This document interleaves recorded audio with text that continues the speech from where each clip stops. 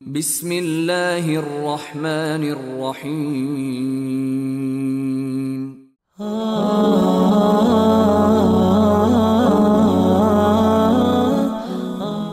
حضرت ابو ہریرہ رضی اللہ تعالی عنہ بیان کرتے ہیں کہ رسول اللہ صلی اللہ علیہ وآلہ وسلم نے فرمایا، بہترین دن جس میں سورج طلوع ہوتا ہے جمعہ کا دن ہے۔ اس میں آدم پیدا کیے گئے، اسی میں ان کو زمین پر اتارا گیا، اسی میں ان کی توبہ قبول کی گئی، اسی دن ان کی وفات ہوئی اور اسی دن قیامت قائم ہوگی۔ جمعہ کے دن صبح ہوتے ہی تمام جانور قیامت کے ڈر سے کان لگائے ہوئے ہوتے ہیں حتیٰ کہ سورج طلوع ہو جائے، سوائے جنوں اور انسانوں کے۔ اس دن میں ایک گھڑی ایسی ہے جسے کوئی مسلمان بندہ پا لے جبکہ وہ نماز پڑھ رہا ہو اور اللہ عز و جل سے اپنی کسی ضرورت کا سوال کر رہا ہو تو اللہ تعالیٰ اسے ضرور عنایت فرما دیتا ہے۔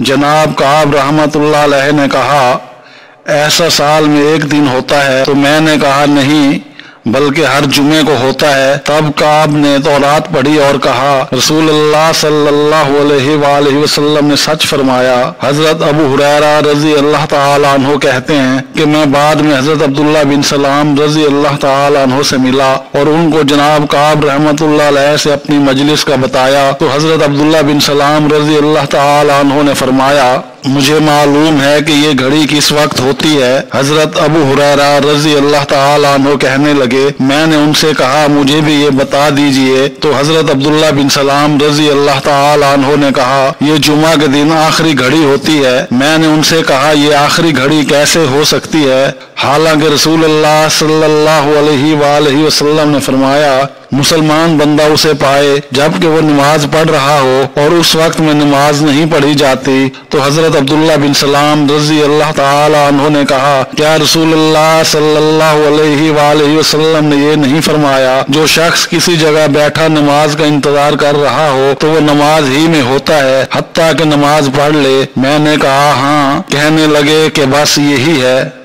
جناب عبید اللہ بن نضر سے روایت ہے کہ ان کے والد کا بیان ہے کہ حضرت انس بن مالک رضی اللہ تعالی عنہ کی زندگی میں ایک روز آندھی یا بادل کی وجہ سے اندھیرا چھا گیا تو میں حضرت انس رضی اللہ تعالی عنہ کے پاس آیا اور کہا، اے ابو حمزہ، کیا رسول اللہ صلی اللہ علیہ وآلہ وسلم کے زمانے میں بھی آپ لوگوں کو ایسی کیفیت سے دو چار ہونا پڑتا تھا؟ انہوں نے کہا، اللہ کی پناہ، اگر ہوا بھی تند ہو جاتی تو ہم جلدی جلدی مسجد کا رخ کرتے تھے کہ کہیں قیامت نہ آ جائے۔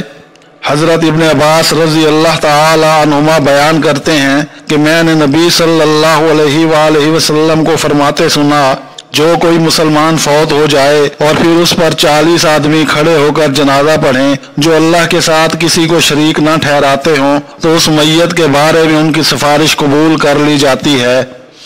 حضرت ابو ہریرہ رضی اللہ تعالی عنہ نے بیان کیا کہ رسول اللہ صلی اللہ علیہ وآلہ وسلم نے فرمایا، جس نے اللہ کی رضامندی والا علم اس غرض سے حاصل کیا کہ دنیا حاصل کرے تو ایسا آدمی قیامت کے دن جنت کی خوشبو نہیں پا سکے گا۔